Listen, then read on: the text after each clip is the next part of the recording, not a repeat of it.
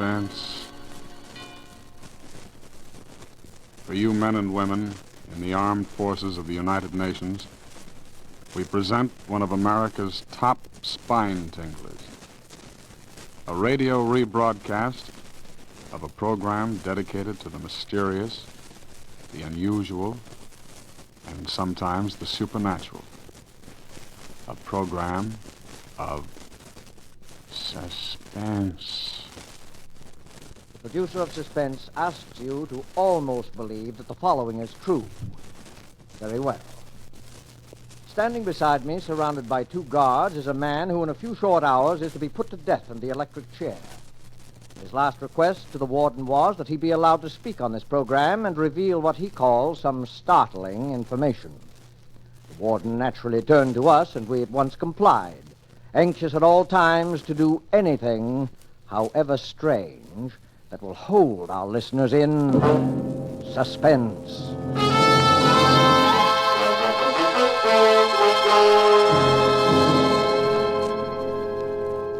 All right. Ladies and gentlemen, I'm speaking correctly? Yes, right here, sir. Thank you. Ladies and gentlemen, this broadcast will never be completed. I'm going to tell you a story. The story involves a number of famous and influential people here as well as abroad. These people have received warning from me, and I am sure all of them are making it a point to listen to me now. I shall not name these great, these rich, these influential gentlemen until my story is over. They will recognize the story, they will remember me, they will take the necessary steps for my reprieve. I shall expect a full pardon and safe conduct to a neutral country. These are my terms. I shall expect word of this to be brought to this studio during this broadcast. But as I have warned you, this broadcast will never be finished. You will never hear those names. It is certain my price will be paid. I am presently under sentence of death for my activities in the matter of refueling German submarines in the Caribbean. My full confession has been reproduced in the popular press. You have read it and you know the details. It is the least ingenious of my exploits and my first failure. So much for it. The story I shall tell you tonight occurred many years ago, but concerns, as I have said, many now living. It will interest you, I hope. I know it will interest them. Very well, then.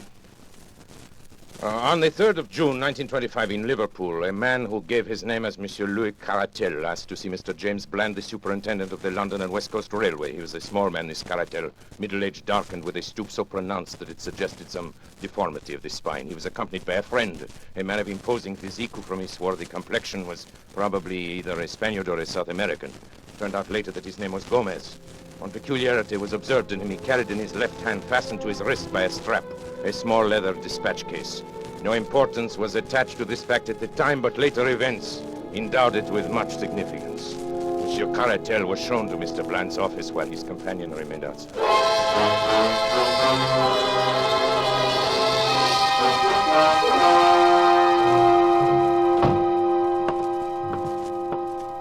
How do you do, monsieur? My name is Louis Caratel. Yes, sir. What can I do for you? I have just arrived from Central America this afternoon. It is extremely urgent that I reach Paris without a moment's delay. Paris, eh? That's too bad. Just missed the London Express. I am not interested in the London Express. Could you provide me with a special train? Yes, I think that could be arranged. Oh? It's quite an expensive proposition. Money is of a small importance, monsieur. Time is everything. If you can arrange a special for me in a hurry, you may make your own terms. Very well. Mr. Hood, will you step over here a moment, please? Yes, Mr. Bland.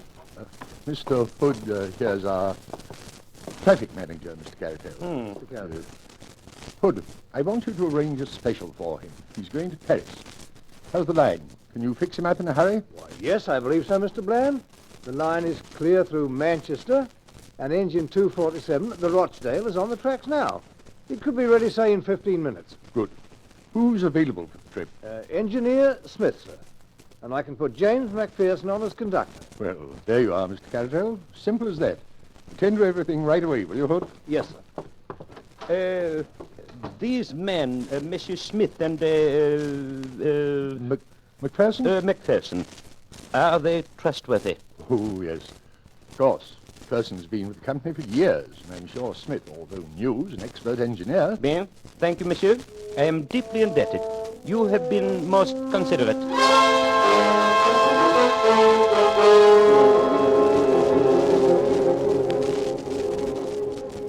4:31 exactly by the station clock, the special train with Caratel and Gomez steamed out of the Liverpool station. The line at that time was clear and there should have been no stoppage between Manchester. At 6:15, considerable surprise and some consternation was caused among the officials at Liverpool by the receipt of a wire from Manchester to say that the special had not yet arrived. An inquiry directed at once to St. Helens, which is a third of the way between the two cities, elicited the following reply. To James Bland, Superintendent, Liverpool. Special post here at 4:52. Well up to time. Dowser, St. Helens. The wire was received at 6:40. At 6:50, a second message was received from Manchester. No sign of special as advised by you. And then, 10 minutes later, a third, more bewildering. Presume some mistake is proposed running of special. Local train from St. Helens, time to follow it, has just arrived and has seen nothing of it. Kindly wire advices. Manchester. The matter was assuming a most amazing aspect. Although in some respects the last telegram was a relief to the authorities at Liverpool. If an accident had occurred to the special, it seemed hardly possible that the local train could have passed down the same line without observing it. And yet, what was the alternative? Where could the train be? A telegram was dispatched to each of the stations between St. Helens and Manchester, and the superintendent and his traffic manager waited in the utmost suspense at the instrument for the series of replies. The answers came back in the order of questions, which was the order of the stations, beginning at St. Helens. Special past here, 5 o'clock. Collins Green.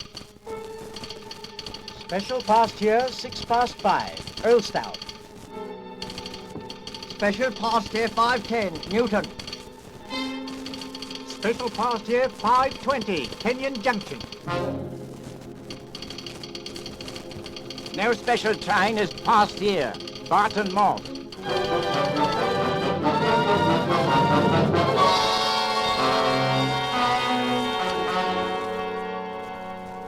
Hood, this is unique in my 30 years of experience. I can't understand it, Mr. Bland.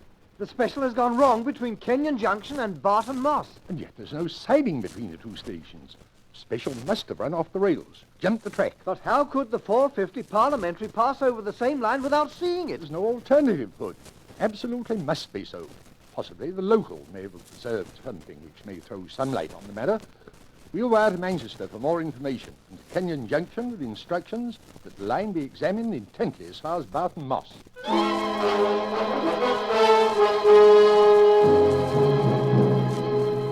The answer from Manchester came within a few minutes. No news of missing special. Driver and guard of local train positive no accident between Kenyon Junction and Barton Moss. Line quite clear and no sign of anything unusual. Manchester.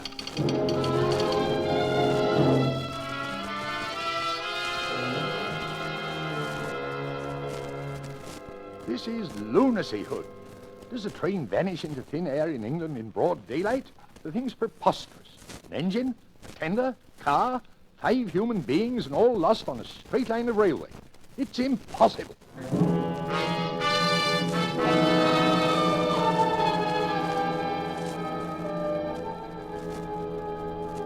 A month elapsed, during which both the police and the company prosecuted their inquiries without the slightest success. Mr. Bland, at the end of this period, offered his resignation. It was accepted. The affair remained unsolved. A reward was offered and a pardon promised in case of crime, but they were both unclaimed. Every day the public opened their papers with the conviction that so grotesque a mystery would at last be solved, but week after week passed by, and a solution remained as far off as ever. Then a new and most unexpected incident occurred. This was nothing less than the receipt by Mrs. McPherson of a letter from her husband, James McPherson, who had been conductor of the missing train. The letter, which was dated July 5, 1925, was posted from Mozambique, Portuguese East Africa, and came to hand upon the July 14th. My dear wife, I've been thinking a great deal, and I find it very hard to give you up. I try to fight against it, but it will always come back to me.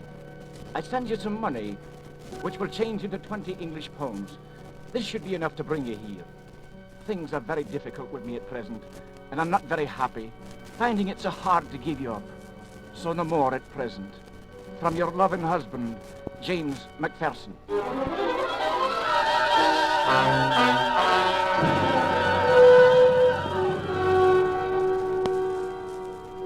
For a time, it was confidently anticipated that the letter would lead to the clearing up of the whole incident. As directed, Mrs. McPherson sailed to Portuguese East Africa.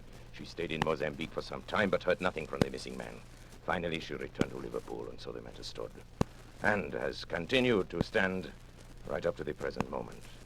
Incredible as it may seem, nothing has transpired during those 18 years which has shed the least light upon the extraordinary disappearance of the special train which contained Monsieur Caratel and his companion, Mr. Gomez. And McPherson, the conductor, Smith, the engineer, the fireman named Slater. And now, after all this time, I shall clear up the entire affair. And unless I hear from those so highly respectable gentlemen who were my employers and who are completely implicated in the crime, unless I hear from them before I'm finished, their names will be revealed on this broadcast. Take final warning, gentlemen. You know I mean what I say. If you are smart, you are at this moment arranging my reprieve. I must remind you, time is short. You have just 6 minutes. Now, for the interest of my other listeners, I shall resume the story of the lost special. In a word, there was a famous trial in Paris in the year 1925, perhaps you recall it, in connection with a monstrous scandal in politics and finance. How monstrous that scandal was can never be known except by such confidential agents as myself. At stake were the honor and careers of many of the chief men of Europe and the United States. A secret committee was formed to manage the business. Some subscribed to the committee who hardly understood what were its objects, but others understood very well. They can rely upon it that I have not forgotten their names. Do you think I could forget your names, gentlemen? You pillars of the community, great, rich, respected, honorable men.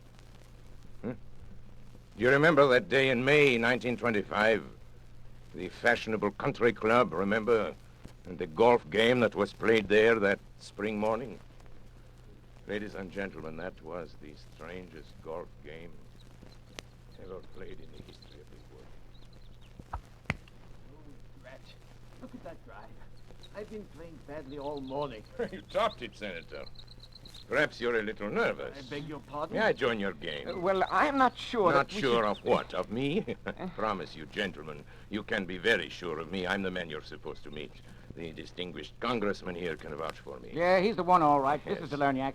Mr. Delerniak, may I present... My name is not really de Lerniak, gentlemen, but I am sure that bothers you no less than it does me. Besides, there is no need for introductions. I know everyone present by sight and by reputation. My drive, I believe. Thank you. Not so good. 200 and, about 50 yards. I hope I'm not going to continue in this way. You're sure we can talk safely here, Frank? How do we know Please that... set your mind at ease. We shan't be overheard in the middle of a golf course. There is no convenient hiding place here for dictaphones, even in the rough, where I notice you're playing the greater part of your game, Senator. You must be nervous this morning. I know, but I don't like it. I don't like it at all. Well, it's not the superlative course you are accustomed to on your own enormous California estate, sir, but it's going to have to serve our particular purpose. Oh, by the way, let me compliment you on the way you have had your syndicate of newspapers handle the recent strike situation and the editorial which appeared under your own signature this morning. Yes, well calculated to stir up trouble with the labor. Let's get on with our business. Yes, Mr. Delerniak... At your service, sir. And may I suggest we continue our game? I know the absence of caddies is an inconvenience. Mr. Delerniak, Certainly. in June, a month from now in Paris, there will be a most important trial. Ah, yes. During its progress... Pardon me, are you referring to the Serinsky trial? Yes, I- you know about it then. Well, certain interesting details. I know something about it. It's my business, after all, to keep myself informed about these matters. It is not for nothing that I am known as the most... Let me efficient of all continue, agents please. provocateurs. This trial, I'm Yes. speaking in the utmost confidence, you understand. This trial could, if certain evidence were introduced, could have a very serious effect upon the prestige and standing of some most important men. I'm sure In of fact, it could even... You're shivering, Senator. You find it cold out here? No, No, get on with it, Frank. Get to the point. For heaven's sake, please. The evidence which one man could bring to the trial could ruin these men. Without it, the trial will collapse for want of facts. But if this one man arrives in Paris, Quite evidently, you do not wish him to arrive in Paris. No. Gentlemen, you have come to the man. This sounds indeed like the sort of thing which no one in the world can manage with such skill and success as myself. I must admit, however, that my services come rather high. Well, It's only natural, since there is only the one. money makes no difference. We have Relieved formed to a hear group, a committee, and we have the command of an unlimited amount of money. Absolutely Good. unlimited, Well, you we hear. will name people and places now. Who is the gentleman whose appearance in Paris would cause such regrettable embarrassment? his name is Caratal, Louis Caratal. He knows everything. He has papers, documents, I all the understand. evidence. Where is this Monsieur Caratel at Well, present? he's sailing from somewhere in Central America Central within the next few America. days. That much we know. Good. Central America. I have an excellent man down there in Central America. This Caratel, you know anything about him personally, his personal habits? No, very little. He's a small man, dark. He has a bodyguard, a great big bruiser named Lopez or Let Gomez me see, or from something Central like America, that would be the Americano Tropicano. but those are and my their, ships. You Trips all commence at Liverpool, I believe. That's where the ships dock, and our famous trial is to begin in 3 weeks. That would mean that Monsieur Caratel would go directly to London, and I imagine that once there he would be heavily guarded, since it can be no surprise to him that you gentlemen are not without connections in the British capital. That's good, clean See, thinking. this is not so simple as some of my other exploits. A simple assassination. There's your ball, sir. You're playing a Dunlop 38, aren't you? Huh? Oh, yes, to be sure, yes. Quite. As I said, a simple assassination, the usual clumsy job, will not do here. The documents might, after all, be found. The bodyguard might survive somehow, and then we have accomplished nothing, not so. Yes, Are you going to play? yes, of course. Topped it again, I'm afraid. Shall we proceed? I already have 3 plans in my head, gentlemen. I have a plan for nailing him at the Central American port from which he embarks. I have a plan for his disposal aboard the ship. But in each of these cases, I, Delerniac, will be unable to be present, so there is the chance of failure. I will think of a 3rd plan, gentlemen. I shall sail immediately to Liverpool. On my way there, sitting on the deck in the May sunshine, I shall conceive my 3rd plan. It must be something special. Something very special. There I am. Is this your famous water hazard? Well, I think a number 7 iron will do it.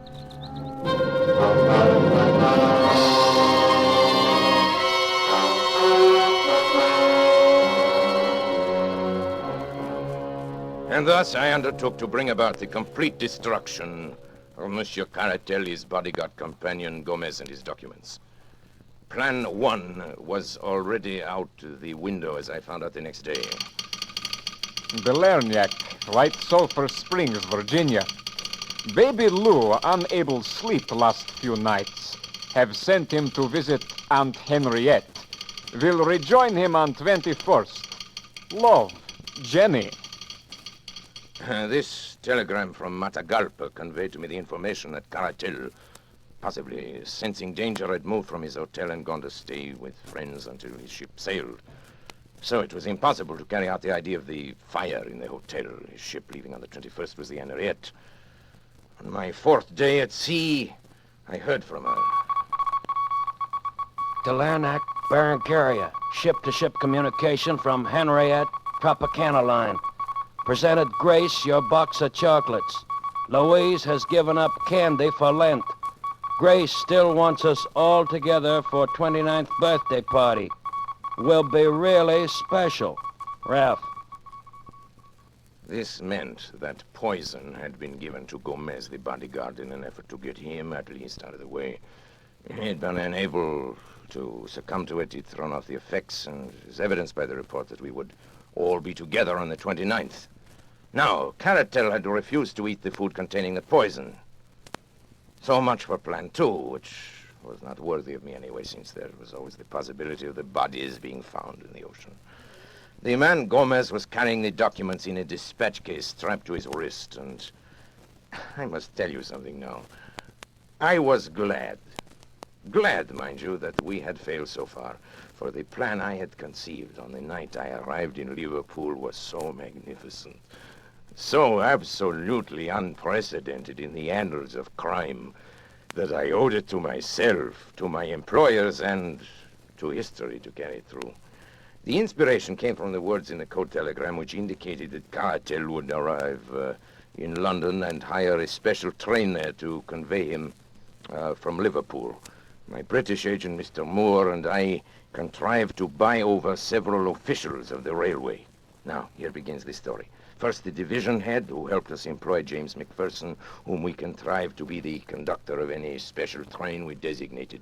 Then further, at a sum that would make them independent for life, we bought over an engine driver named Oswald Smith and the fireman John Slater. These men, we arranged with the division head, would be assigned to whatever special train was hired by Caratel. On the afternoon of June 3rd, as I was sitting in my room at the inn at Barton Moss, the call I had been awaiting came through. It was McPherson reporting. Hello, Mr. Delanyak. We shall be leaving in a few minutes. He's hired the special. Good. Smith will be engine driver and Slater fireman. And of course, I'll be in charge. What about Moore? Will he be aboard? Afraid not, sir. He gave them quite a story about having to reach his sick wife and all. But Caratal would have none of it. You said, though, sir, that it didn't matter. It does not matter. What time will you pass Kenyon Junction? Let me see, sir. If we leave the next few minutes, we should be there at 5:10. 5:10. It's a 49-minute run, sir. 45 minutes. I can make it, but delay all you can before you start. Yes, sir. I guess it's all up to you from now on. Best of luck, sir. Oh, here they come, sir. Goodbye.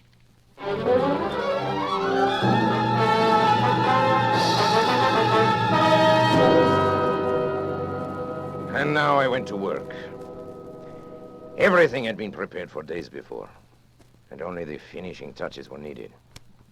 The side track, just before Barton Moss, leading to the abandoned Heartsease mine, had once joined the main line, but it had been disconnected when the mine had been worked out some years before. We had only to replace a few rails to connect it once more. With my small but competent band of workers, we had everything ready well before the special arrived. When it did arrive, it ran off upon the small sideline so easily that the jolting of the switch points appears to have been entirely unnoticed by the two travelers. So, now I have our special train upon the small line which leads, or rather used to lead, to the abandoned mine. You will ask how it is that no one saw the train upon this unused line. I answer that along its entire length it runs through a deep cutting, and that unless someone had been on the edge of that cutting, he could not have seen it. There was someone on the edge of that cutting. I was there. And now I will tell you what I saw. The moment the train was fairly on the sideline, Smith slowed down the engine, and then having turned it on full speed ahead, he and McPherson with Slater, the fireman, sprang off before it was too late.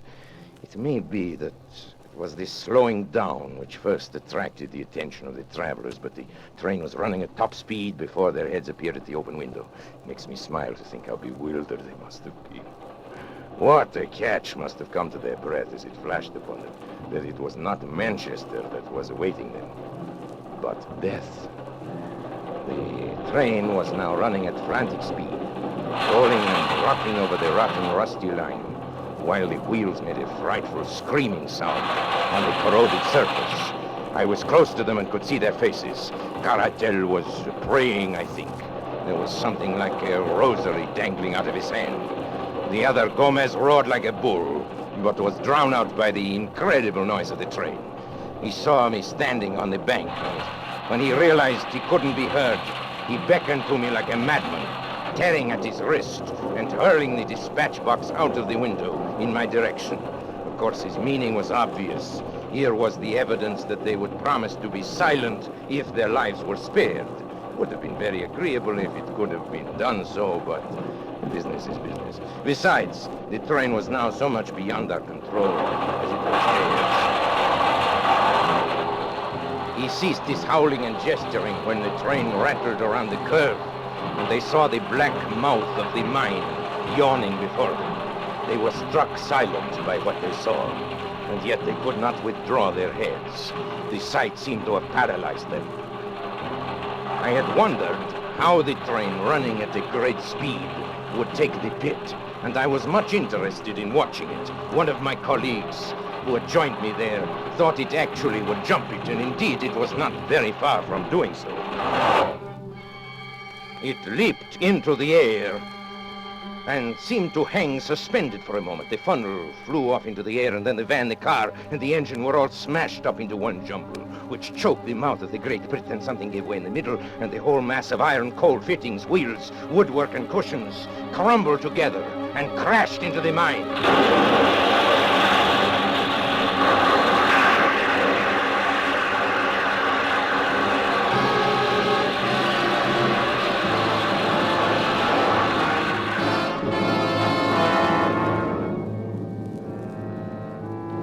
Was perfect. The deep muddy water standing in the bottom of the pit 200 feet below responded to the intense heat of the engine boilers. It hissed loudly and blew great bubbles of black mire into the air. At the same time, the walls of the pit, loosened by the impact of the train as it struck the opposite side, gave way, and a mighty avalanche of rock and dirt thundered down upon the wreckage of the train as it settled with a low, hissing sigh. Was covered forever by the mud and mire. The vapor hanging in the air shredded off into thin, small wisps, and all was quiet again in the Heartsease mine. And now, having carried out our plan so successfully, it remained only to leave no trace behind us. Our little band of workers at the other end had already ripped up the rails and disconnected the sideline, replacing everything as it had been before. We were equally busy at the mine. The lines which led to it were torn up and taken away. Then, without flurry but without delay, we all made our way out of the country, most of us to Paris, my English agent to Manchester, and McPherson to East Africa. Word in passing about McPherson, who was foolish enough to write to his wife and tell her to meet him in Mozambique. And naturally, we took steps to ensure that this meeting would never come about. I have sometimes thought it would be a kindness to write to Mrs. McPherson and to assure her that there is no impediment to her marrying again. But of the lost special, let the English papers of that date tell how thoroughly we had done our work and how completely we had thrown the cleverest of their detectives off our track. You will remember that Gomez threw his bag of papers out of the window, and I need not say that I secured that bag and brought them to my employers. It may interest my employers now, however, to learn that out of that bag, I took one or two little papers as a souvenir of that occasion. I had no wish to read the information obtained by these papers, but it is now, it's less than a minute before my broadcast is over. And I have received no word. It is the final hour. I see at the other end of the studio the engineer waving his hands at me that my time is almost up. Well, I gave you warning. You had your chance, gentlemen. Very well. Now I reveal your names. And the first name I reveal is that of Charles Watson. Ladies and gentlemen, they're trying murder. I want you to hear these names quickly. I know you will avenge me. The names are... After him! There he goes! Delania, can you hear me? Are you all right? Hey, Bill, play something quick, will you? Theme, curtain music, anything.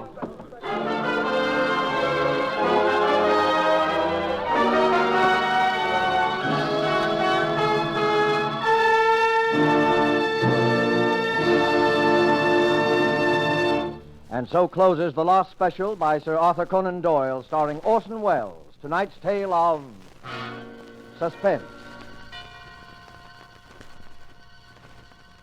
This rebroadcast of Suspense was produced in the United States of America.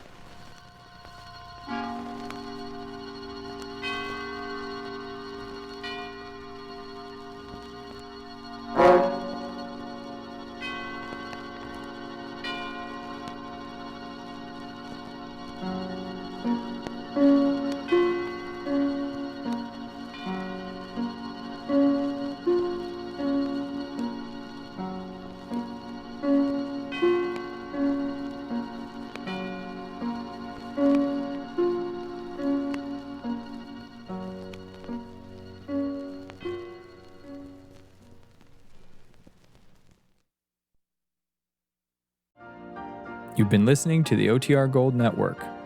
Find more classic radio at otrgold.com.